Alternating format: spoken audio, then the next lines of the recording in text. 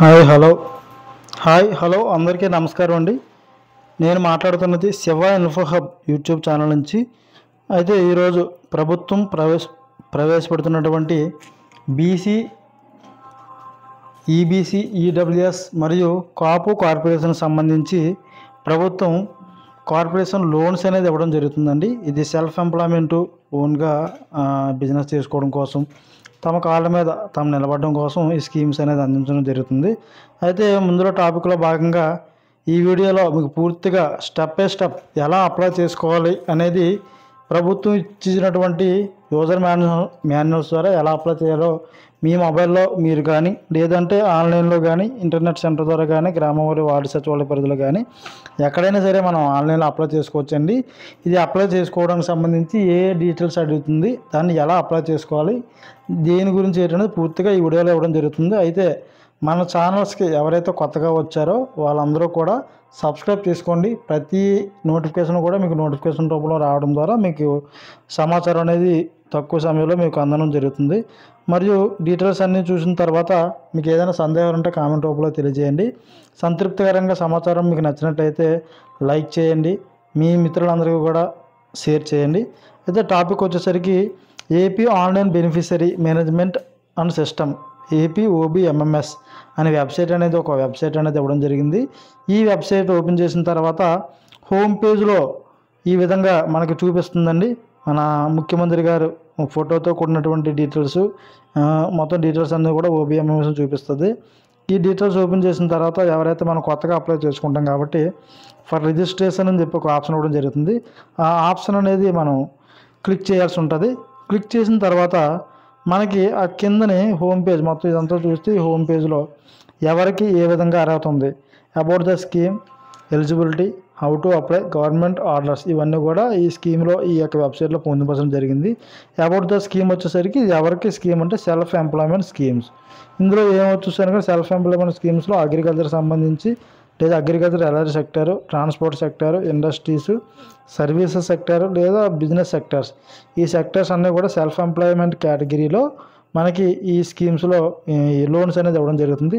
తర్వాత generic pharmacies under MSME, micro, small, medium and enterprises సెక్టార్లో generic medicines ఎవరైతే D pharmacy, B pharmacy, M pharmacy చదువుకొని ఉన్నారో వాళ్ళకి బీసీ అన్ఎంప్లాయిడ్ లేదా కాపు లేదా ఈబీసీ, ఈడబ్ల్యూఎస్ కేటగిరీ ఉన్నారో వాళ్ళు కూడా అప్లై చేసుకోవడం కోసం ఈ జనరిక్ ఫార్మసిటీ అండర్ ఎంఎస్ఎంఈ సెక్టార్లో ఈ క్వాలిఫికేషన్ ఉన్న వాళ్ళు అప్లై చేసుకోవాల్సి ఉంటుందండి.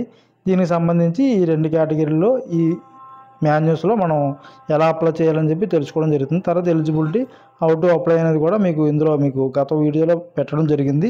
అది తప్పనిసరిగా ప్రతి ఒక్కరు కూడా అది కూడా మీరు చూస్తే పూర్తిగా దాని యొక్క డీటెయిల్స్ అనేది కూడా ఇవ్వడం జరుగుతుంది. అయితే అప్లికేషన్ పెట్టుకునే దాంట్లో భాగంగా అప్లికేషన్ అనేది ఈ విధంగా ఓపెన్ అవుతుందండి. రిజిస్ట్రేషన్ ఫామ్ ఇది ఫస్ట్ స్టెప్. ఈ రిజిస్ట్రేషన్ ఫామ్ ఓపెన్ చేసిన తర్వాత న్యూ రిజిస్ట్రేషన్లో డిస్ట్రిక్ట్ బిలాంగ్స్ టు, మీరు ఏ జిల్లాలో చెందిన వారు ఉన్నారో ఆ యొక్క డిస్ట్రిక్ట్ని సెలెక్ట్ చేసుకుంటారండి. అనకాపల్లి జిల్లా, అల్లూరు సీతారామ జిల్లా, విశాఖపట్నమా, లేదంటే నెల్లూరు జిల్లా, సంథింగ్ కాకినాడ, ఏ జిల్లా అయినా అవ్వచ్చు. ఆ జిల్లా సెలెక్ట్ చేసుకుంటారు మీరున్న జిల్లాలో. తర్వాత మీ యొక్క ఆధార్ నెంబర్ ఎంటర్ చేస్తారు. తర్వాత మీ ప్రస్తుతం మీరు ఏ మొబైల్ నెంబర్ వాడుతుండ్రో ఆ మొబైల్ నెంబర్ ఇక్కడ ఎంటర్ చేయాల్సి ఉంటుందండి. తర్వాత మీ పేరు, మీ పూర్తి ఇంటి పేరుతో ఇక్కడ ఎంటర్ చేయాలి. తదుపరి మీ ఫాదర్ నేము లేదా హస్బెండ్ నేము, గార్డియన్ నేమ్ ఎంటర్ చేస్తారు. అంటే మ్యారేజ్ అయిపోయిన వాళ్ళు అప్లై చేసుకున్నట్టయితే వాళ్ళ హస్బెండ్ నేమ్ అనేది అక్కడ ఎంటర్ చేయాల్సి ఉంటుంది. తర్వాత మీరు మేల్ ఆర్ ఫీమేల్ ఎంటర్ చేస్తారు. క్లిక్ చేసిన తర్వాత మీ డేట్ ఆఫ్ బర్త్, మీ ఆధార్ కార్డులో ఉన్న డేట్ ఆఫ్ బర్త్ లేదా మీ స్టడీ సర్టిఫికేట్స్లో ఏదైతే డేట్ ఆఫ్ బర్త్ ఉందో అది అక్కడ ఎంటర్ చేస్తారండి. చేసిన తర్వాత క్యాస్ట్, మీరు బీసీఏ, బీసీబీ, బీసీడి, బీసీఈ లేదా కాపు కమ్యూనిటీ అయితే కాపు కార్పొరేషన్ సంబంధించి కాపు క్యాస్ట్, లేదా ఈడబ్ల్యూఎస్ కేటగిరీ అయితే ఈడబ్ల్యూఎస్, ఈబీసీ ఇది అనేది సెలెక్ట్ చేసుకుంటారండి. సెలెక్ట్ చేసుకున్న తర్వాత సబ్ క్యాస్ట్, మీరు అందులో ఏ క్యాస్ట్, సబ్ క్యాస్ట్ ఏదైతే మీకు చెందిన వారు ఉన్నారో ఆ సబ్ క్యాస్ట్ అనేది ఎంటర్ చేస్తారు. ఈ డీటెయిల్స్ అన్నీ కూడా ఫిలప్ చేసిన తర్వాత బేసిక్ డీటెయిల్స్ అయ్యాక నెక్స్ట్ ఇక్కడ చెక్ బాక్స్ వస్తుంది. I here by declare that all the above information is correct to the best of my knowledge, నాకు తెలిసినంత వరకు ఈ మీద నుండి ఇచ్చినటువంటి సమాచారం పూర్తిగా నిజమైనది, సంతృప్తికరమైంది అని మీరు ఇక్కడ క్లిక్ బాక్స్ క్లిక్ చేసి తర్వాత మీ ఏదైతే మొబైల్ నెంబర్ ఇచ్చారో ఆ మొబైల్ నెంబర్కి ఇక్కడ సబ్మిట్ అని క్లిక్ చేసిన తర్వాత ఒక ఓటీపీ వస్తుందండి. ఆ ఓటీపీ ఎంటర్ చేసి సబ్మిట్ చేయాల్సి ఉంటుంది. సబ్మిట్ చేసిన తర్వాత తదుపరి మీకు ఒక చిన్న నోటిఫికేషన్ వస్తుంది. పక్కనే ఏమైనా వస్తుంది అంటే డిజైర్ క్యాండిడేట్ అంటే మీ పేరుతో you have successfully registered basic details for AP OB MMS 2025 ఈ సంవత్సరం పేరుతో వస్తుందండి. తర్వాత యూజర్ ఐడి అనేది వస్తుంది. తర్వాత మీ మొబైల్కి 8 డిజిట్స్ కూడినటువంటి ఒక ఓటీపీ వస్తుందండి. అది మీ మొబైల్ నెంబర్ సంబంధించిన పాస్వర్డ్ అనేది వస్తుందండి.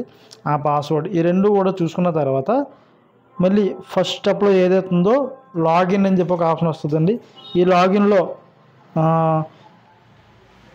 డైరెక్ట్గా బ్యాక్కి వెళ్ళి చేసుకోవచ్చు. లేదంటే ఆల్రెడీ మీరు రన్నింగ్లో ఉన్నారు కాబట్టి click here to complete your application దీని మీద క్లిక్ చేస్తే నెక్స్ట్ స్టెప్ అనేది ఓపెన్ అవుతుంది. క్లిక్ హియర్ అని చెప్పి మనం క్లిక్ చేసిన తర్వాత మళ్ళీ లాగిన్ ఇవన్నీ వెళ్ళకుండా డైరెక్ట్గా నెక్స్ట్ స్టెప్కి వెళ్తుంది. లేదంటే అక్కడ కంప్లీట్ అయిన తర్వాత లేదు లాగిన్ అవ్వాలనుకున్నట్లయితే మీ ఫోన్ నెంబర్ అనేది లాగిన్ హియర్ అనే దగ్గర ఫస్ట్ ఆప్షన్లో యూజర్ ఐడి దగ్గర మీ మొబైల్ నెంబర్ ఏదైతే ఉందో ఆ నెంబర్ ఇస్తారు.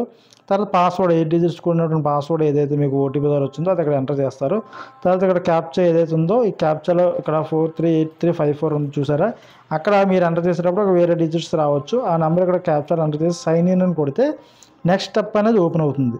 ఆ నెక్స్ట్ స్టెప్ ఓపెన్ అయిన తర్వాత అందులోనే కూడా 3 సబ్ కేటగిరీలు ఉంటాయండి. అప్లికేషన్ ఫామ్ అని చూసారు ఇక్కడ, అందులో candidate details, eligibility scheme, preview అని చెప్పి 3 ఆప్షన్లు వస్తాయి. ఇందులో క్యాండిడేట్ డీటెయిల్స్ మనకి నెక్స్ట్ స్టెప్ అనేది ఎంటర్ చేయాల్సి ఉంటుంది.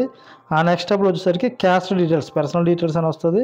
అందులో క్యాస్ట్ డీటెయిల్స్ మీకు గ్రామ వార్డు సచివాలయ పరిధిలో గతంలో తీసుకున్నటువంటి క్యాస్ట్ సర్టిఫికేట్ ఏదైతే ఉందో అది ఆధార్ లింక్ ద్వారా ఉండుంటే చాలా మంచిదండి. ఆ క్యాస్ట్ డీటెయిల్స్ లేదా మీ సేవలో కానీ రీసెంట్గా ఎప్పుడైనా అప్లై చేసుకున్నట్లయితే క్యాస్ట్ నెంబర్ ఇక్కడ CGC అనే సిరీస్తో స్టార్ట్ అవుతుంది. ఆ CGC సిరీస్తో స్టార్ట్ అయిన క్యాస్ట్ నెంబరు లేదా ఈడబ్ల్యూఎస్ కేటగిరీ అయితే ఈడబ్ల్యూఎస్ సంథింగ్ ఆ సిరీస్లో స్టార్ట్ అయిన క్యాస్ట్ నెంబర్ ఎంటర్ చేసి గెట్ డీటెయిల్స్ కొడితే ఆ క్యాస్ట్ సంబంధించిన డీటెయిల్స్ అన్నీ కూడా ఇక్కడ పక్కన రిఫ్లెక్ట్ అవుతాయండి. అది క్లిక్ చేసిన తర్వాత రేషన్ కార్డ్ నెంబర్ 2821 అలా 2 సిరీస్తో ఇక్కడ రేషన్ కార్డ్ నెంబర్ స్టార్ట్ అవుతుంది కొత్త రేషన్ కార్డులు అయితే. లేదు గతంలో పాత రేషన్ కార్డు ఏమైనా ఉన్నట్లయితే అది కూడా పెట్టుకోవచ్చు. కానీ అవకాశం మేరకు కొత్త రేషన్ కార్డు నెంబర్ ఇక్కడ ఎంటర్ చేసిన తర్వాత అప్పుడు మీ దగ్గర ఏదైతే రేషన్ కార్డు ఉందో అది ఇక్కడ JPG ఫార్మేట్లో చూస్ ఫైల్ అనే ఆప్షన్లో అప్లోడ్ చేయాల్సి ఉంటుందండి. అప్లోడ్ చేసిన తర్వాత నెక్స్ట్ ఈజ్ మ్యారీడ్, మీకు మ్యారేజ్ అయ్యిందా అని ఆప్షన్ వస్తుంది. ఎస్ అయితే ఎస్, లేదు మీకు పెళ్లి కాలేదంటే నో అనే ఆప్షన్ క్లిక్ చేస్తారు. నెక్స్ట్ ఇఫ్ డిఫరెంట్లీ ఎబిల్డ్ అంటే మీరు ఫిజికల్లీ హ్యాండిక్యాప్ మీకు వికలాంగత్వం ఏమైనా కలిగి ఉన్నారా ఉంటే ఎస్ అని పెడతారు. ఎస్ అని క్లిక్ చేసిన తర్వాత అక్కడ మీకు సర్టిఫికేట్ అప్లోడ్ చేయమని సాధారణ సర్టిఫికేట్ అప్లోడ్ చేయమని ఆప్షన్ కానీ వస్తే అక్కడ అప్లోడ్ చేయాల్సి ఉంటుంది. నో అంటే ఎటువంటి సర్టిఫికేట్ అప్లోడ్ చేయాల్సిన అవసరం లేదు. తదుపరి ఎడ్యుకేషన్ డీటెయిల్స్ సంబంధించి సెల్ఫ్ ఎంప్లాయ్మెంట్ కేటగిరీలో ఎవరైతే ఉన్నారో వాళ్ళు చదువుకున్న వాళ్ళు ఉండొచ్చు, చదువు లేని వాళ్ళు కూడా ఉండొచ్చు. ఒకవేళ చదువుకున్న వారు ఉన్నట్లయితే స్టడీ టైప్ అని ఉంటుంది. అందులోనే గ్రాడ్యుయేట్ చేశారా, 10th క్లాస్ చేశారా, లేదా 0 to 6 లేదా 0 to 9 9వ తరగతి వరకు చదివారా అనే ఆప్షన్ అనేది చూపిస్తుంది. ఆ ఆప్షన్ అనేది మీరు క్లిక్ చేసుకున్న తర్వాత మీరు ఏ కోర్స్ అయితే చదువుకొని ఉన్నారో ఆ కోర్స్ సెలెక్ట్ చేస్తారు. తర్వాత మీరు ఏ సంవత్సరంలో మీరు యొక్క సబ్జెక్ట్లో ఉత్తీర్ణులు అయ్యారు, పాస్ అయ్యారు అంటే మీరు 2005లో చదువుకొని ఉంటారు కానీ 2008లో మీరు పాస్ అయి ఉంటారు. అప్పుడు అలాంటప్పుడు ఏంటంటే ఇయర్ ఆఫ్ పాసింగ్లో 2008 అనేది పెట్టాల్సి ఉంటుందండి. తర్వాత డిస్టిక్, ఏ జిల్లాలో మీరు సొంత డిస్టిక్ అనకాపల్లిలో రెసిడెన్స్ అయ్యి ఉండి మీరు ఈస్ట్ గోదావరిలో చదువుకొని ఉన్నారనుకోండి, ఇక్కడ డిస్ట్రిక్ట్ ఎడ్యుకేషన్ డీటెయిల్స్లో మీరు ఈస్ట్ గోదావరిలో చదువుకున్నారు కాబట్టి అక్కడ ఈస్ట్ గోదావరి అని చెప్పి పెట్టుకోవాల్సి ఉంటుంది. తర్వాత సర్టిఫికేట్ అప్లోడ్ ఈ ఆప్షన్ దగ్గర ఏదైతే PDF ఫార్మేట్లో మీకు certificate 10th class, inter, degree ఏదైతే ఉందో లేదంటే PG ఆ సర్టిఫికేట్ అనేది ఇక్కడ అప్లోడ్ చేయాల్సి ఉంటుంది. ఈ విధంగా ఎడ్యుకేషన్ డీటెయిల్స్ అనేది ఫిల్ చేస్తాం. తర్వాత కమ్యూనికేషన్ డీటెయిల్స్, ప్రస్తుతం మీరు ఎక్కడైతే ఉంటున్నారో మీరు నివాసం ఉన్నటువంటి దగ్గర కమ్యూనికేషన్ డీటెయిల్స్. ఇందులో డిస్ట్రిక్ట్ మీరు ఏ జిల్లా చెందినవారు, మండలం ఏ మండల పరిధిలోకి వస్తారు, విలేజ్ మీరు ఏ విలేజ్లో ఉన్నారు, తర్వాత మీరు పిన్ కోడ్ ప్రస్తుతం మీరు నివాసం ఉంటున్నటువంటి పిన్ కోడ్ అడ్రస్ ఎంటర్ చేస్తారు.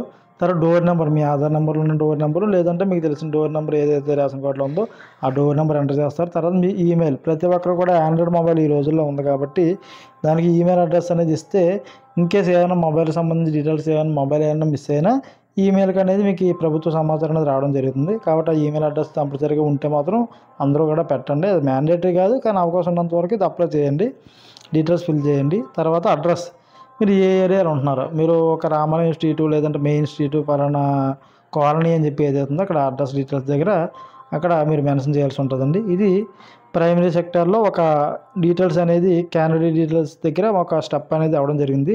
తర్వాత ఎలిజిబుల్ స్కీమ్స్, ఇందులో ఎలిజిబుల్ స్కీమ్లో వచ్చేసరికి అప్లికేషన్ ఫామ్లో ఏ డీటెయిల్స్ ఓపెన్ అవుతాయంటే ఎలిజిబుల్ స్కీమ్స్ అనే ఆప్షన్లో మెయిన్ స్కీమ్ మీరు సెల్ఫ్ ఎంప్లాయ్మెంట్ సెక్టారా లేదంటే జనరిక్ మెడిసిన్కి సంబంధించి ఎంఎస్ఎంఈ సెక్టార్లో ఏమైనా అప్లై చేసుకుంటారా అని చెప్పి ఇది అప్లై చేసుకుంటారండి.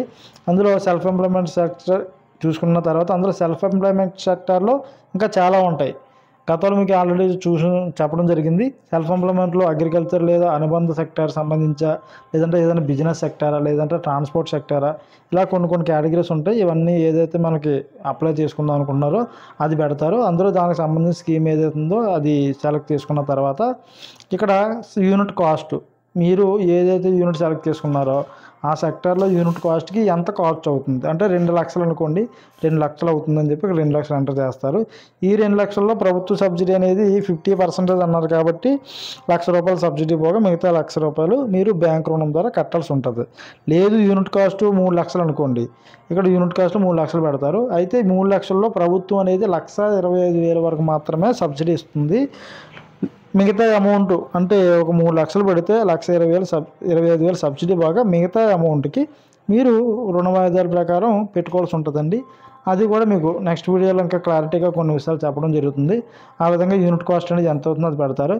అయితే ఈ సెక్టార్లో ఎవరైతే ఈ సెక్టార్ సంబంధించి ట్రాన్స్పోర్ట్ సంబంధించి అంటే ఆటో కానీ ఎలక్ట్రానికల్ వెహికల్ సంబంధించి ఏదైనా కానీ పెట్టుకున్నట్టున్నారో వాళ్ళందరికీ కూడా తప్పనిసరిగా వాళ్ళ యొక్క లైసెన్స్ అనేది ఇందులో పీడిఎఫ్ ఫార్మాట్లో అప్లోడ్ చేయాల్సి ఉంటుందండి. లైసెన్స్ అప్లోడ్ చేసిన తర్వాత వాళ్ళకి ఆ యొక్క లైసెన్స్ పరిశీలన కూడా చేయడం జరుగుతుంది. అయితే ఇందులో ఎలిజిబిలిటీ క్రైటీరియా వచ్చేసరికి have you trained under any skill improvement programme of the government of welfare corporations either in the current year or earlier. మీరు ఎప్పుడైనా సరే ప్రభుత్వం ప్రవేశపెట్టినటువంటి స్కిల్ ఇంప్రూవ్మెంట్ సంబంధించి ప్రోగ్రామ్ ఏదైనా గవర్నమెంట్ సెక్టర్ ద్వారా ఎప్పుడైనా తీసుకొని ఉన్నారా అని చెప్పి క్వశ్చన్ అడుగుతుందండి. ఇప్పుడు కానీ గతంలో కానీ ఒకవేళ తీసుకొని ఉన్నారంటే ఎస్ అని పెడతావు. ఎస్ అని పెట్టిన తర్వాత దానికి సంబంధించినటువంటి డాక్యుమెంట్ కానీ సర్టిఫికేట్ కానీ ఏదైనా ప్రూఫ్ కానీ ఉన్నట్లయితే ఇక్కడ పీడిఎఫ్ ఫార్మాట్ అటాచ్ చేయాల్సి ఉంటుందండి. లేదు నో అంటే నో అని పెట్టండి, దీనివల్ల ఎటువంటి ఇబ్బంది ఉండదు. తర్వాత are you availing the economic support scheme for the first time. ప్రస్తుతం ఇప్పుడు మీరు ఏదైతే ఓబీ ఎంఎంఎస్ బీసీ కార్పొరేషన్ ద్వారా లోన్ పెడుతున్నారో గతంలో ఎప్పుడు పొంది ఉన్నారా లేదా అంటే ఇప్పుడు దీనికి రెండో దానికి సమాధానం మీరు ఇదే మొదటిసారి ఈ స్కీమ్ పెట్టుకోవడం అంటే ఎస్ అని పెట్టాల్సి ఉంటుందండి. లేదు ఇది రెండోసారి మూడోసారి అంటే నో అని పెడతారు. దీనివల్ల మీకు ఈ అర్హత అనేది వచ్చే అవకాశం తక్కువ ఉంటుందండి. తర్వాత have you taken any subsidy based loan schemes from government are corporation with in a period of 5 years. గత 5 సంవత్సరాల లోపు ప్రభుత్వం నుంచి ఏదైనా ఈ కార్పొరేషన్ లోన్స్ కానీ ఏదైనా స్కీమ్ కానీ సబ్సిడీ బేస్ మీద తీసుకొని ఉన్నారా. ఒకవేళ తీసుకున్నట్లయితే ఎస్ అని పెడతారు, లేదు అంటే నో అని పెడతారు. అంటే 90% ఎవరు తీసుకోరు కాబట్టి నో అనే ఆప్షనే పెట్టాల్సి ఉంటుందండి. అయితే ఈ ఆప్షన్స్ మొత్తం కూడా ఎలిజిబిలిటీ క్రైటీరియా అనేది ఈ 3 పాయింట్ల ద్వారా మీరు అర్హత కలిగి ఉన్నారా లేదని చెప్పి డిసైడ్ చేసే అవకాశం ఉంది కాబట్టి ఇది పర్ఫెక్ట్గా మీరు పెట్టుకునేటప్పుడు పెట్టుకోవాల్సి ఉంటుందండి. తదుపరి సేవ్ అండ్ కంటిన్యూ అని క్లిక్ చేస్తారండి. సేవ్ అండ్ కంటిన్యూ క్లిక్ చేసిన తర్వాత నెక్స్ట్ స్టెప్ అనేది ఈ విధంగా ఓపెన్ అవుతుంది. ప్రివ్యూ అంటే ఇప్పటి వరకు మనం ఏదైతే basic details, education details, eligibility details fill చేసామో అవన్నీ కూడా ఇందులో ప్రివ్యూ అనే ఆప్షన్లో చూపిస్తుంది. ఈ ప్రివ్యూ అనే ఆప్షన్లో ఏంటంటే ఉంటాయంటే ఈ అప్లికేషన్ సంబంధించి మన యొక్క బేసిక్ డీటెయిల్స్ ఇవన్నీ ప్రైమరీ డీటెయిల్స్ అన్నీ కూడా చూపిస్తాయండి. అయితే కొంతమంది ఈ జనరిక్ మెడిసిన్ సంబంధించి B pharmacy, M pharmacy, D pharmacy ఎవరైతే చేస్తున్నారో వాళ్ళు జనరిక్ మెడిసిన్ సంబంధించి కానీ పెట్టుకున్నట్టయితే వాళ్ళకి సంబంధించి కూడా సేమ్ ఇవే డీటెయిల్స్ బేసిక్ డీటెయిల్స్ వాళ్ళకు కూడా ఉండడం జరుగుతుంది. అయితే వాళ్ళ ఎడ్యుకేషన్ క్వాలిఫికేషన్ సంబంధించి వాళ్ళు D pharmacy, M pharmacy, B pharmacy కంపల్సరీగా ఉండాలి కాబట్టి అది క్లిక్ చేసిన తర్వాత దానికి సంబంధించిన సర్టిఫికేట్లు కూడా ఇందులో అటాచ్ చేయాల్సి ఉంటుంది. అటాచ్ చేసిన తర్వాత యూనిట్ కాస్ట్ ఇవన్నీ కూడా మనం ఎంటర్ చేసిన తర్వాత ఈ విధంగా ప్రివ్యూలో అన్ని డీటెయిల్స్ కూడా మనం ఇప్పటివరకు ఎంటర్ చేసిన అన్నీ కూడా చూపిస్తుందండి. అందులో ఏమైనా తప్పులు ఉన్నా లేదో ఒకసారి చెక్ చేసుకోవాల్సి ఉంటుంది. ఒకవేళ ఏమైనా తప్పులు ఉన్నట్లయితే ఇక్కడ ఎడిట్ కిందకు వచ్చేసరికి ఈ పక్కనే ఎడిట్ లేదా సబ్మిట్ అనే ఆప్షన్ ఉంటుంది. అన్నీ పర్ఫెక్ట్గా ఉంటే సబ్మిట్ చేయాల్సి ఉంటుంది. లేదు ఏమన్నా ఎడ్యుకేషన్ డీటెయిల్స్ ఏమైనా తప్పుగా ఎంటర్ చేసి ఉన్నట్టయితే ఎడిట్ అనే ఆప్షన్ క్లిక్ చేసిన తర్వాత దాన్ని మళ్ళీ సరి చేసుకొని పర్ఫెక్ట్గా ఉన్న తర్వాత సబ్మిట్ అని క్లిక్ చేయాల్సి ఉంటుంది. సబ్మిట్ అని క్లిక్ చేసిన తర్వాత కంప్లీట్ అయిపోద్దండి. అంటే అప్లికేషన్ ప్రాసెస్ అంతా కూడా కంప్లీట్ అయిపోయినట్టు. కంప్లీట్ అయిపోయిన తర్వాత ఇక్కడ మనకి కంప్లీట్ అయిన అప్లికేషన్ ఏదైతే ఉందో సబ్మిట్ చేసిన తర్వాత ఇక్కడ BC corporation application form for 2025-26 అనేది ప్రస్తుతం రావడం జరుగుతుంది. అయితే జనరిక్ మెడికల్ షాప్ సంబంధించి అయితే ఈ విధంగా వస్తుంది. లేదా సెల్ఫ్ ఎంప్లాయ్మెంట్ అంటే సెల్ఫ్ ఎంప్లాయ్మెంట్ అని చెప్పి అక్కడ ఆప్షన్ వస్తుంది. ఇందులో బేసిక్ డీటెయిల్స్ మనం కొత్తలో ఫిల్ చేసినవి అన్నీ కూడా ఈ అప్లికేషన్ ఫామ్లో వచ్చేస్తుందండి. అయితే ఎడిషనల్గా మనకి అప్లికేషన్ కంప్లీట్ అయ్యింది అని నిదర్శనం ఏంటంటే ఇక్కడ అప్లికెంట్ ఐడి అని చెప్పి ఒక ఐడి వస్తుందండి. ఓబీ అని చెప్పి 2025 ఏ విధంగా 25 అని చెప్పి స్టార్ట్ అవుతుంది. మన పేరు, మన ఎడ్యుకేషన్ క్వాలిఫికేషన్, క్యాస్ట్ డీటెయిల్స్ అన్నీ కూడా ఇందులో చూపిస్తుందండి. ఈ చూపించిన తర్వాత ఈ అప్లికేషన్ అంతా కూడా ఆన్లైన్ అయిపోయింది అని చెప్పి మనం తెలుసుకోవడానికి ఒక అవకాశం ఈ యొక్క అప్లికెంట్ ఐడి కానీ వస్తే మీకంటూ ఒక ఐడి జనరేట్ అయిపోద్దండి. జనరేట్ అయిపోయిన తర్వాత ఇక్కడ ప్రింట్ అనే ఆప్షన్ చూసారా, ఆ ప్రింట్ అనే ఆప్షన్ క్లిక్ చేస్తే ఈ విధంగా వస్తుంది. ఈ అప్లికేషన్ ఏదైతే ఉందో ఈ మొత్తం డీటెయిల్స్తో కూడినటువంటి ఈ అప్లికేషన్ అంతా కూడా తప్పనిసరిగా ప్రతి ఒక్కరు 3 నుంచి 4 జిరాక్స్ తీసుకోవాల్సి ఉంటుందండి.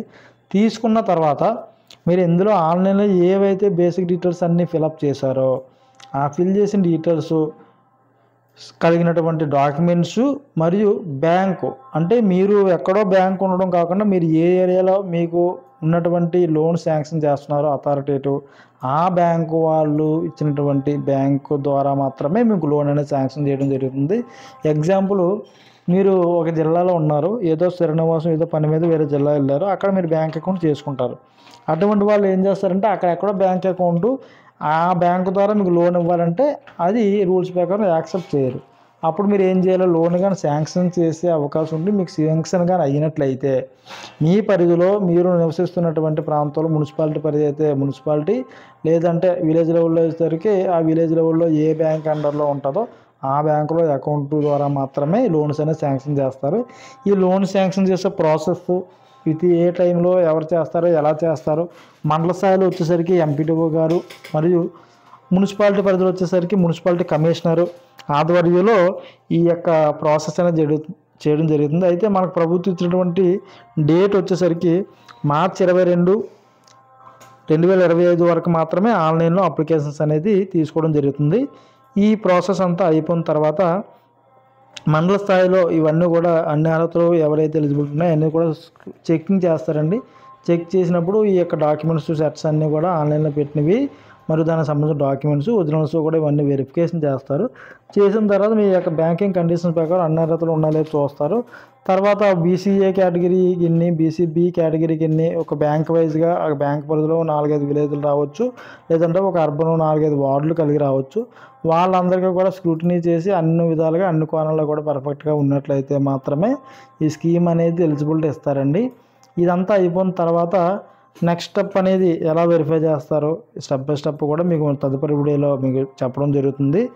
కాబట్టి ప్రతి ఒక్కరు కూడా ఈ యొక్క వీడియో చూసిన తర్వాత సంతృప్తికరంగా ఉన్నట్లయితే మన యొక్క ఛానల్ సబ్స్క్రైబ్ చేయండి, అందరూ కూడా లైక్ చేయండి, ప్రతి ఒక్కరికి వీడియోని షేర్ చేయండి. దీనివల్ల 10 మంది నిజంగా అర్హత కలిగి ఉన్న వాళ్ళందరికీ కూడా ఈ వీడియో అనేది మీకు ఉపయోగపడుతుంది. At the same time basic details మీరు ఎలా అప్లై చేసుకోవాలి, ఆన్లైన్ పరిజ్ఞానం, అప్లై చేసుకునే పరిజ్ఞానం ఎవరైనా ఉంటే ఈ యొక్క వీడియో ద్వారా ఈజీగా చేసుకోవడానికి అవకాశం ఉంటుందని చెప్పి తెలియజేస్తున్నాను. అయితే మన శివ ఇన్ఫో యూట్యూబ్ ఛానల్ ద్వారా మీకు ఇంకేమైనా సలహాలు కావాల్సినట్లయితే కామెంట్ రూపంలో చేసినట్లయితే మీకు ఇవ్వడం జరుగుతుందండి. అయితే అందరికీ నమస్కారం అండి. జై హింద్. అందరూ బాగుండాలి, అందులో నేను ఉండాలి.